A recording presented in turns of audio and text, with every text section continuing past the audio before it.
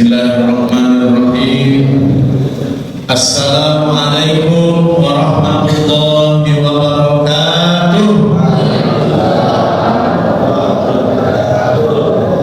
Alhamdulillah, alhamdulillahilladzi ahyana ba'dama amatana wa ilaihin nusyur.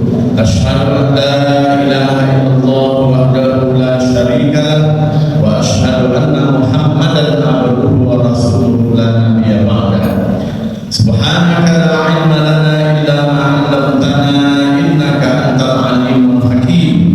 Rabbi shrah li sadri wa yassir li amri wahlul 'uqdatam min lisani yafqahu qawli. Qala Allah ta'ala fil Qur'anil Karim. A'udzu billahi minasy syaithanir rajim. Bismillahirrahmanirrahim.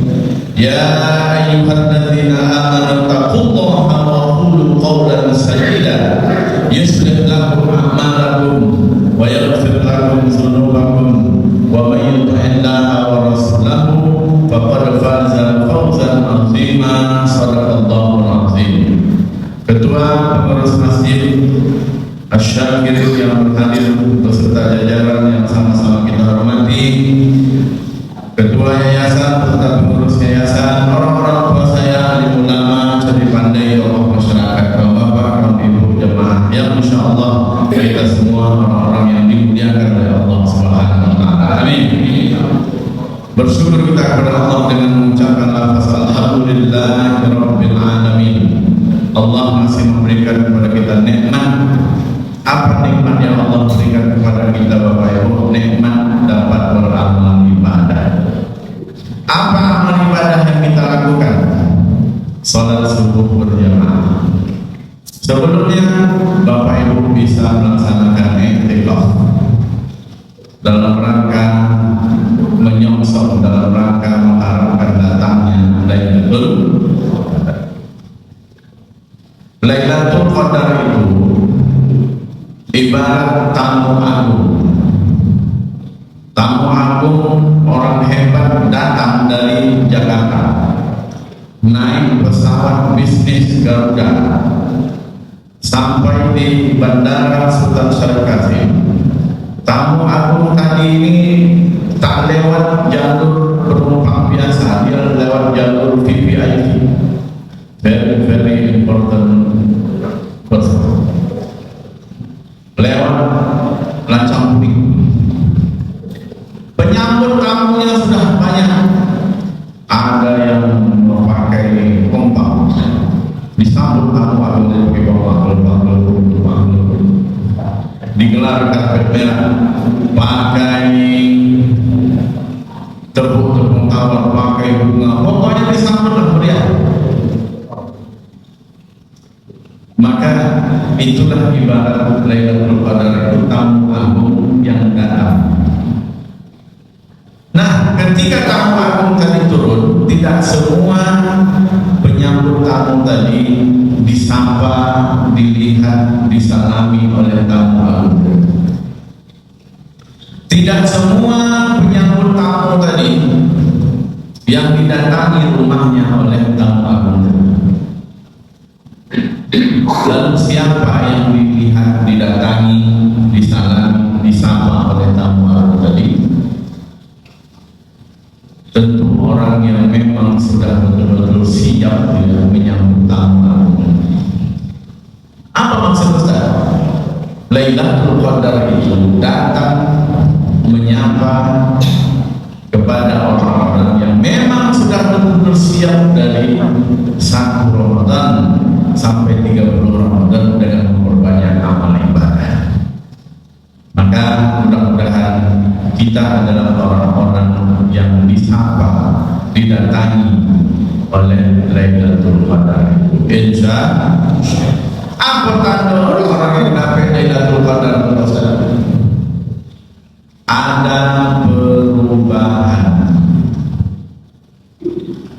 Oh, dapat Lailatul Qadar itu begini. Ada perubahan. Apa perubahannya? Kepada lebih baik. Dulu Pak Ustadz, suami saya dulu orangnya kasar, orangnya bicaranya kasar, Sekarang udah berubah ya, udah berubah dia aja. Rupanya sakit. Pak Ustadz, dulu suamiku itu jahat, tukang KDRT. Sekarang udah berubah, udah meninggal.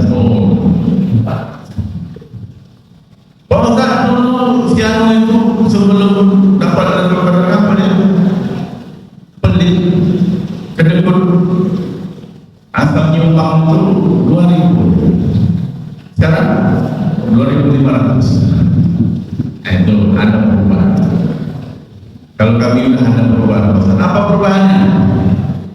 Berat badan, tekanan jantung, kolesterol, itu bukan perubahan.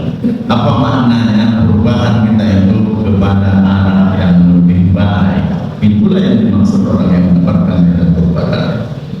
Salamun hiya hatta matla'il fajr. Selamat sejahtera tenang orang itu sampai ke waktu fajar. Maka Bapak Ibu hari Allah muliakan,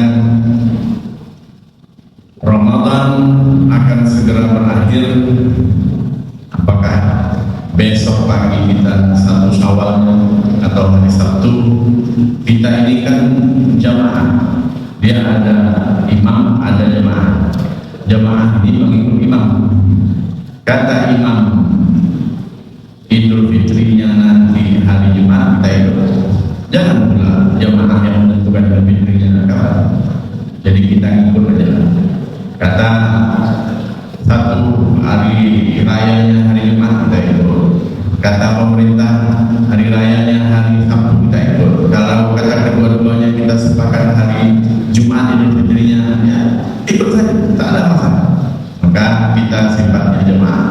Kalau mau jadi pemimpin semuanya siapa yang ikut? Maka kita ikut aja. Puasa 9 atau 30 puasa Ramadan, bukan itu intinya. Yang penting adalah bagaimana ada perubahan pada diri kita. Nah, itu poin yang pertama yang saya sampaikan tentang Lailatul Qadar itu tamu agung. Dia datang menyapa kepada kita yang betul-betul sudah siap menyambut dan menerima kedatangannya. Dan kita sudah lakukan itu 10 terakhir Ramadan kita melakukan i'tikaf. Mudah-mudahan ini menjadi tanda-tanda bahwa kita didatangi dan mendapatkan Lailatul Qadar. Insya Allah ada perubahan makin baik, makin baik, makin baik, makin baik.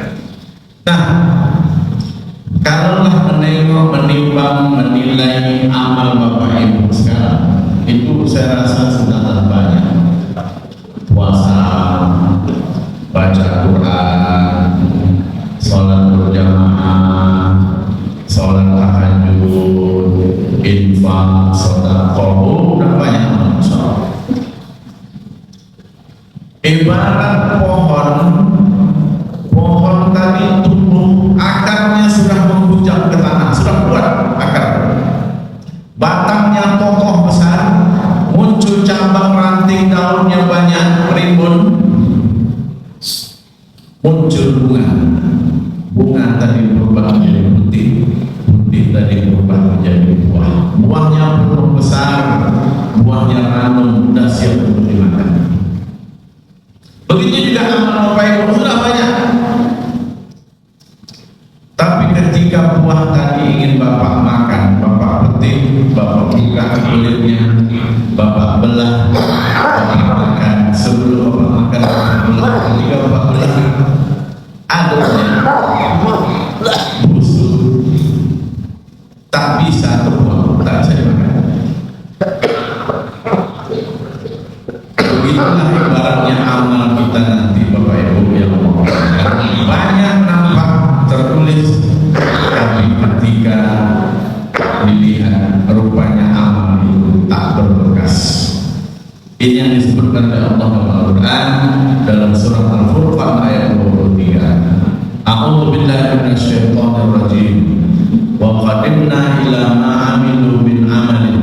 Kami persembahkan, kata Allah, kami tengokkan amal mereka itu.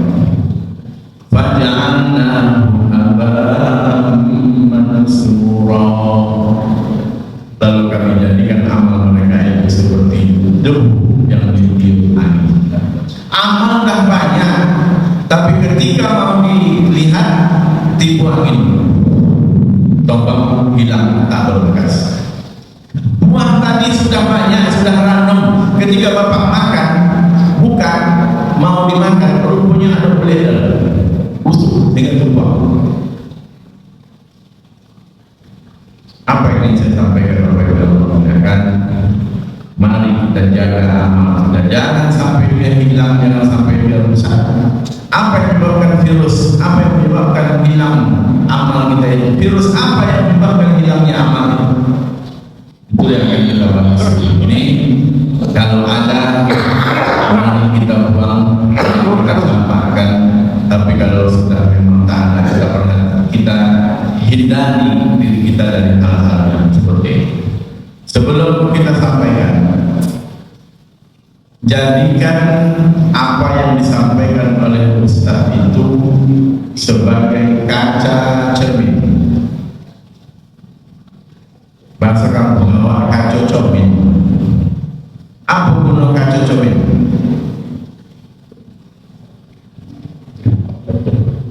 Untuk menengok diri. Ibu di kamar mandi ada kaca, di kamar utama ada lemari rias untuk berkaca. Untuk apa kaca?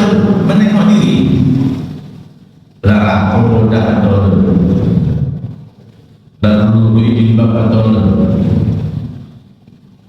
jadikan kaji yang disampaikan Ustaz itu sebagai kaca cermin. Jangan jadikan kaji Ustaz itu sebagai kaca spion. Apa guna kaca spion? Menengok orang. Kalau kita mundur kita menengok, atau kita mau belok tengok orang, ada orang bilang boleh menengok kaca spion tapi sesekali. Maka kaca spion itu kecil, yang besar ya kaca depan, kaca cermin. Kalau acil menengok spion aja kan terlantar. Maka kita jaga amal kita ini, jangan sampai seperti apa yang disebutkan oleh Al-Quran tadi. Al-Quran ayat 23, kami persembahkan, kami lihatkan amal-amal mereka itu semua, kata Allah, faja'alnahu haba'an mansura, maka kami jadikan amal mereka itu seperti debu yang ditiup angin. Apa penyebabnya? Penyebabnya kata Nabi dalam hadis, kalau kita bukan tafsir Al-Quran Karim karya Mufidah Ismail Ibnu Katsir, di situ dia jelaskan hadis-hadisnya yang menyebabkan amal itu rusak, pahala itu hilang. Yang pertama, hasad.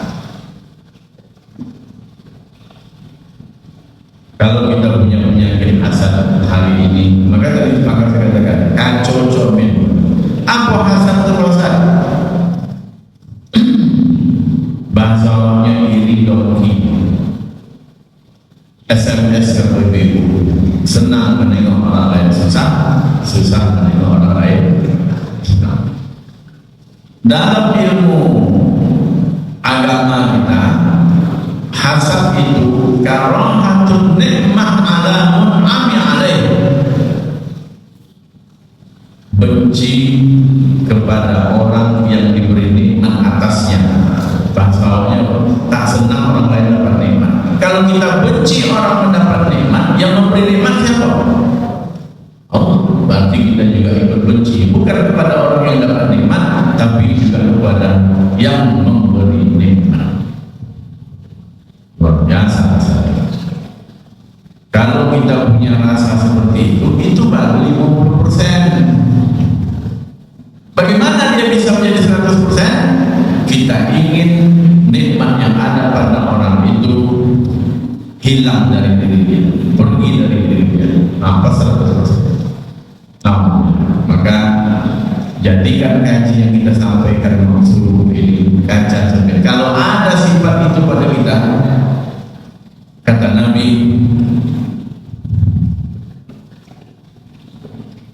iyyakum wal hasada, hati-hati dengan hasad.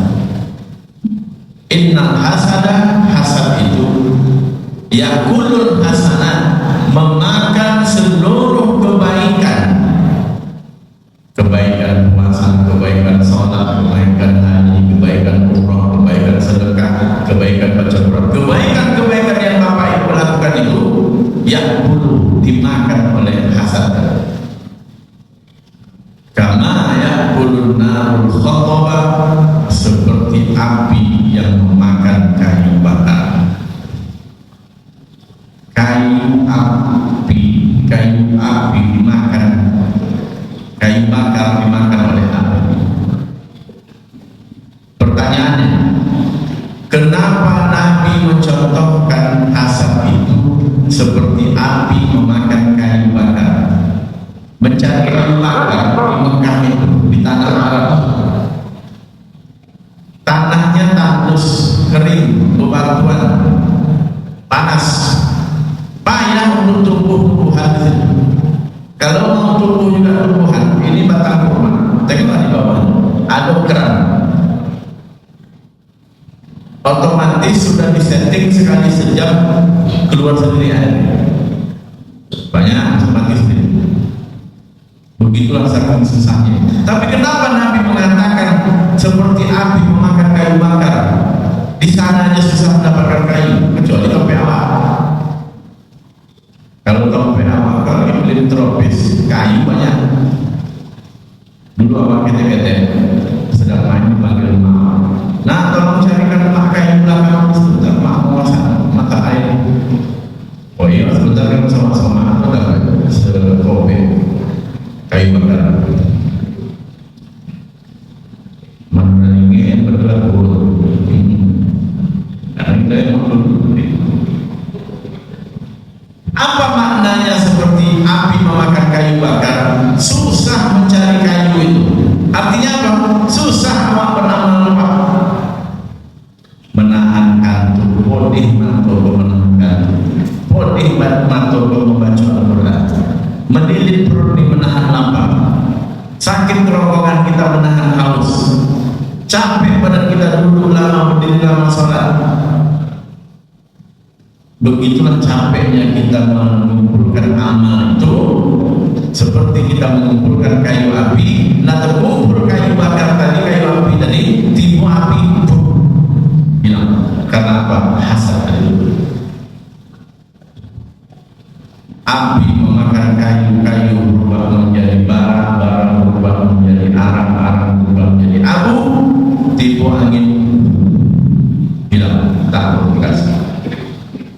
Pahala sholat, pahala puasa, pahala baca Quran, pahala zakat, pahala zikir, pahala iktikaf, semuanya hilang karena tadi tak senang menengok orang lain dapat nikmat dan ingin nikmat yang ada pada orang itu.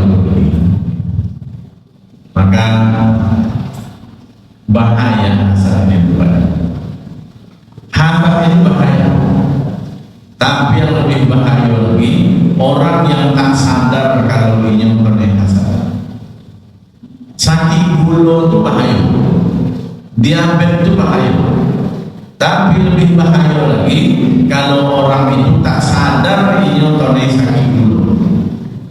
Dimakannya nasi banyak, dimakannya air kemasan yang pakai gula pengawet banyak-banyak. Dah pula istirahat dia, tak ada olahraga dia, pas risau 500 dulu.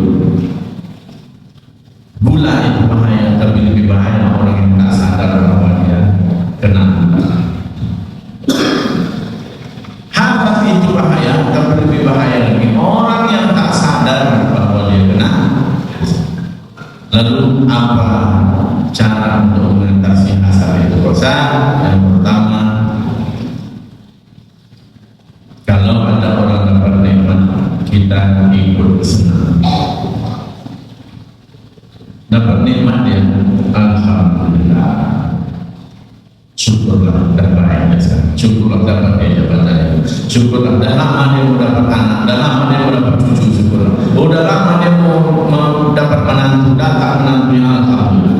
Ketika ada orang dapat nikmat, kita Itu cara untuk membunuh rasa hasad. Dibunuh dia dengan melawan. Kalau tadi tak senang, kita lawan dengan kesenangan. Memang benar, memang susah, tapi memang harus begitulah cara. Pertama ikut senang, yang kedua ikut senang ini namanya tahniyah. Yang kedua, ketika orang itu dapat musibah, kita ikut berikan, kita ikut sedih. Ibunya yang meninggal, kenapa kita ikut nangis? Mertuanya yang meninggal, kenapa kita ikut sedih? Karena kita pernah merasakan apa yang dirasakan, sedang dirasakan oleh dia. Maka Bapak Ibu Allah muliakan, ikut sedih terhadap apa yang dirasakan oleh orang lain itu namanya takziah. Kalau tadi tahniyah, kalau yang kedua ini takziah. Bedanya hal dengan lain, satu tahniyah yang takziah. Sedikit bedanya hanya memindahkan perasaan dari yang tak senang dan kepada ikut sedih terhadap apa yang orang sedang terima dalam sekarang. Sifat ini bukan sekarang aja Pak. Dari zaman Nabi sudah ada. Nabi pernah. Apa kata Allah dalam Al-Quran? Orang kafir itu, hai Muhammad, yamsaskum hasanatun tasuhum. Hai Muhammad, kalau kamu ditimpakan kebaikan, tasuhum, mereka tak senang, mereka jahat kepada kamu. Wa yusibkum sayyi'atun, tapi kalau kamu ditimpa yang buruk, yafrahuna biha, mereka tepuk tangan. Itulah orang-orang kafir. Ada tak gini? Banyak. Maka jangan kita masuk dari bagian ini. Iblis termasuk orang yang hasad. Apa dia hasadnya? Tak ingin Adam lama-lama dalam surga karena dia sudah dilempar dari surga. Maka digodanya iblis, digodanya Adam melalui Hawa. Akhirnya Adam dan Hawa keluarlah dia dari surga. Maka Bapak Ibu yang Allah muliakan, wa min syarri hasidin idza hasad. Kita berlindung kepada Allah. Baca sebelum tidur itu 3 ayat itu. Qul huwallahu ahad, qul a'udzu birabbil dan qul a'udzu birabbin nas. Agar kita tak hasad dan kita tidak diganggu oleh orang-orang yang sedang hasad kepada kita. Jadi Bapak Ibu yang Allah muliakan, saya ingin mengajak sedikit.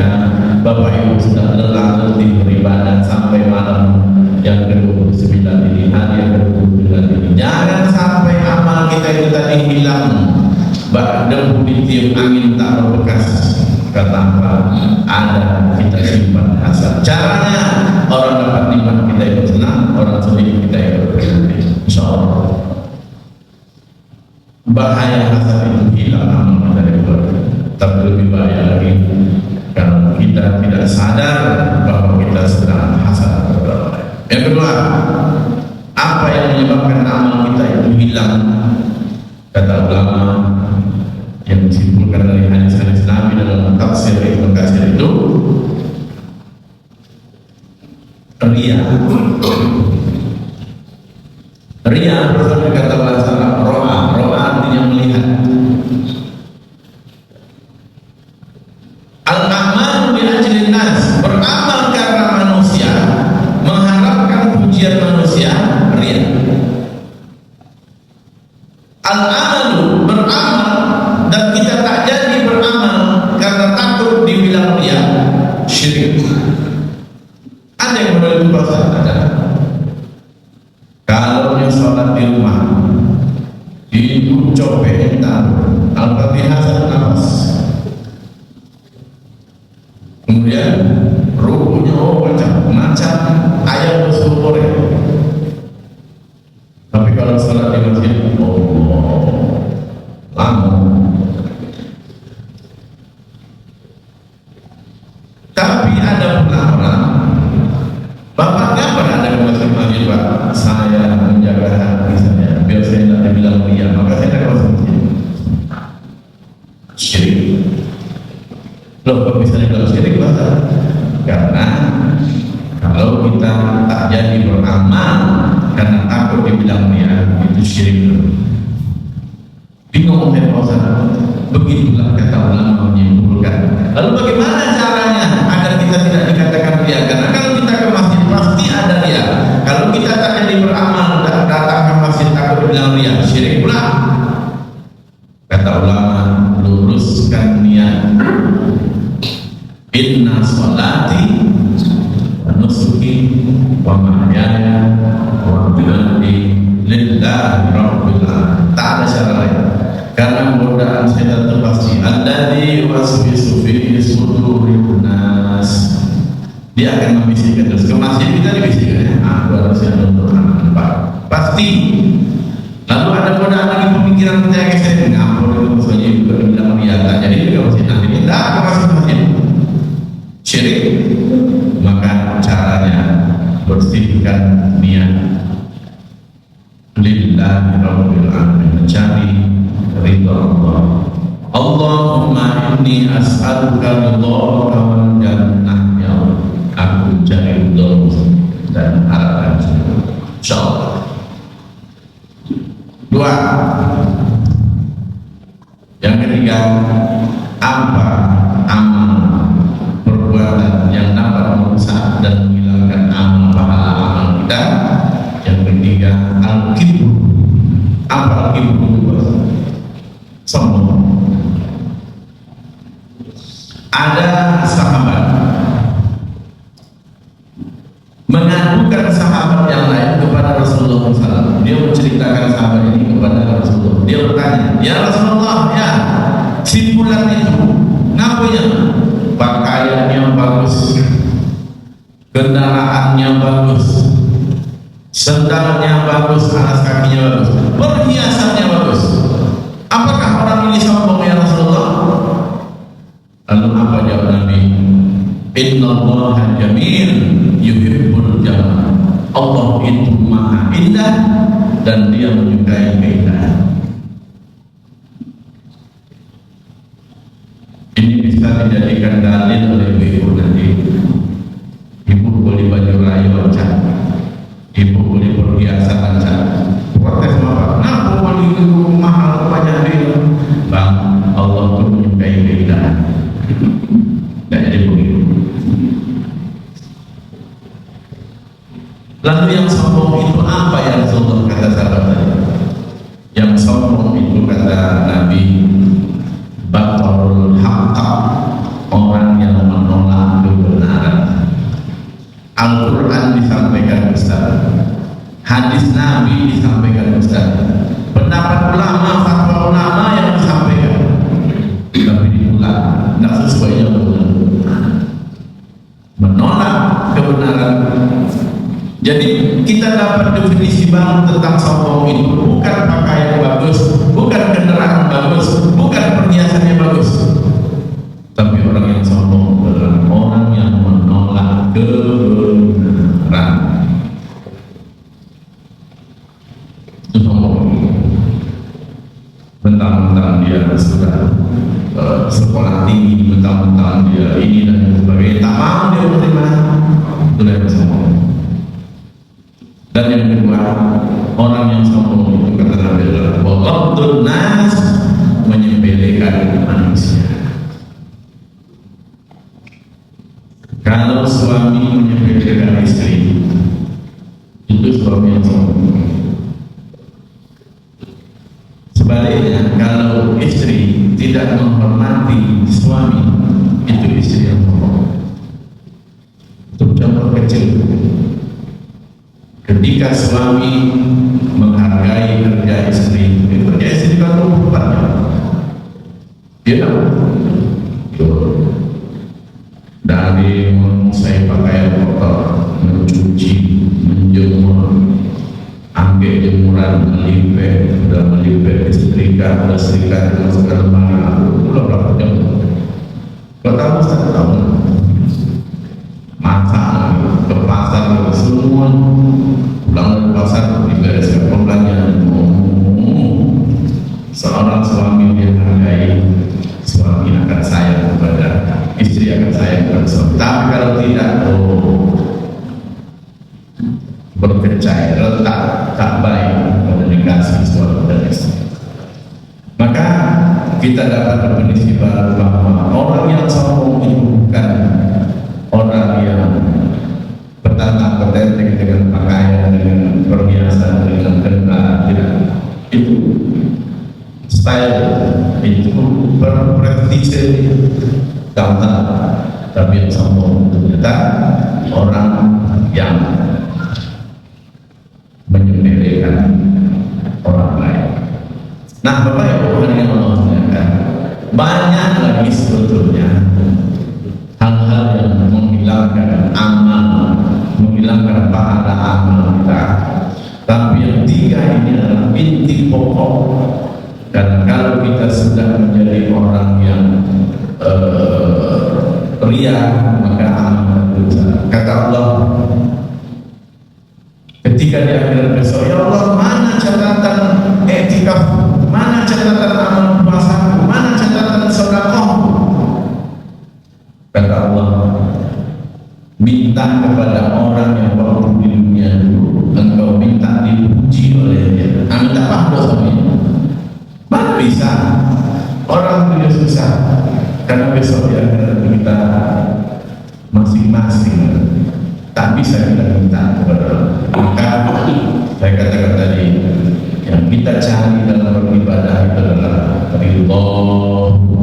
ridho dari Allah Subhanahu wa Ta'ala. Kalau Allah sudah ridho, tentu surga yang akan kita dapatkan untuk kita semua.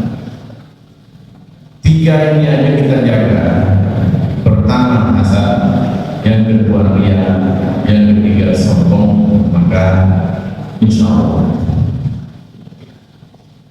sombong ini penyakit sebetulnya, tapi obatnya ada. Apa obatnya? Hadis Nabi, Inna Allah la yanzuru ila suwarikum, Allah tak menengok kepada bentuk kamu, wa la ila jasamikum, Allah tak menengok jisim bentuk tubuhmu, wa la ila amwalikum, Allah tak menengok kepada hartamu, wa la yanzuru ila qulubikum, tapi Allah menengok kepada hatimu, hatimu yang tidak sombong, tapi hatimu yang tawadu. Wa amalikum, dan Allah menengok kepada amal kita. Maka jadilah orang yang tawadu, jadilah kata lagu itu seperti ilmu padi, makin berisi makin. Jangan kita sombong di hati langit, ada hebat ada lebih daripada Allah, kayu ada lebih dari Allah. Jadilah orang yang tawadu.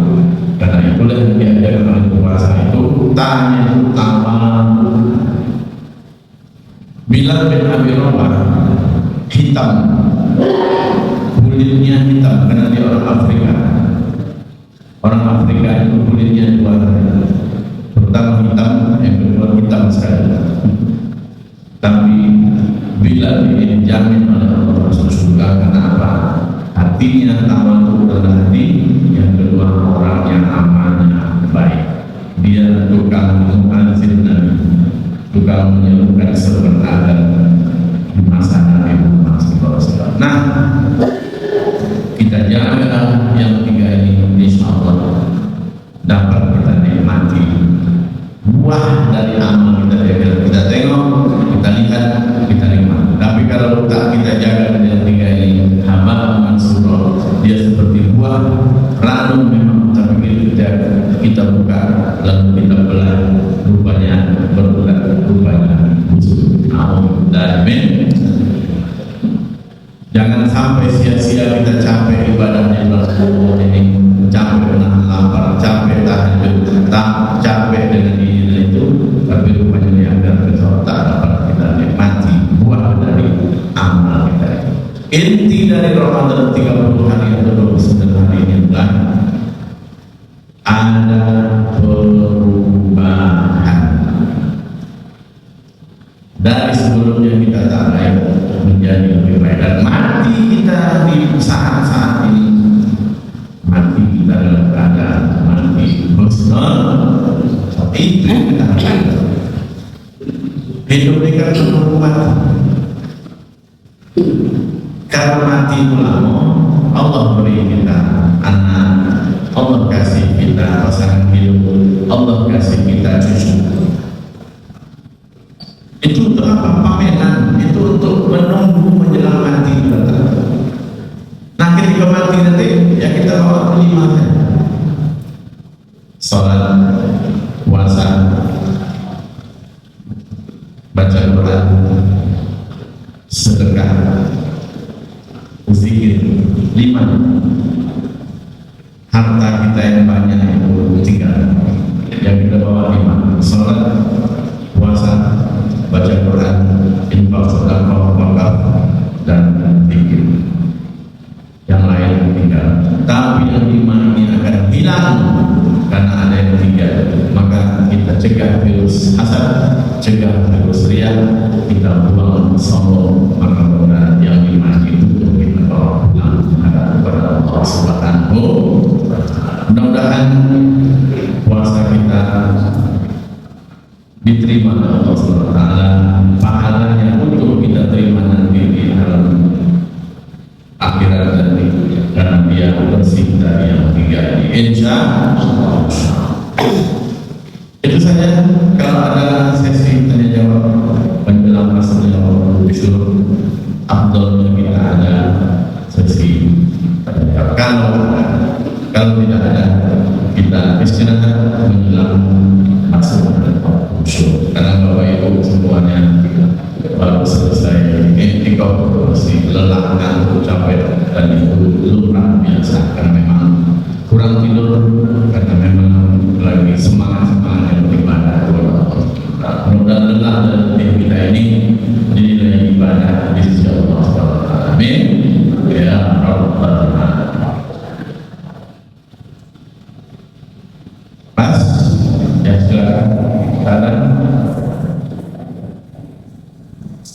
Baik, kita padahkan demikian. Mudah-mudahan bermanfaat. Kita tutup dengan bacaan kafaratul majlis. Subhanallah wa bihamdika, asyhadu an la ilaha illa anta, astaghfiruka wa atubu ilaik.